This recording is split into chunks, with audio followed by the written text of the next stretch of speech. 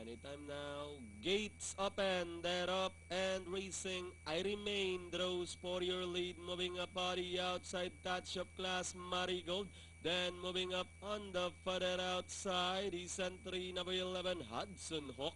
Prince Carlo comes next. Robin Good sneaking in down on the inside is Go Belize.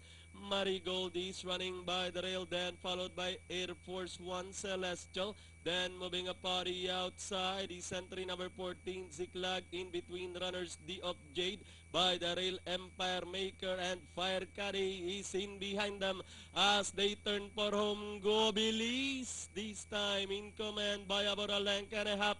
I Remain is in second, moving up on the outside. Touch of class, Robin Good. With the last 100 meters more to run, Go Belize by about 4 lengths. And finally, Go Belize.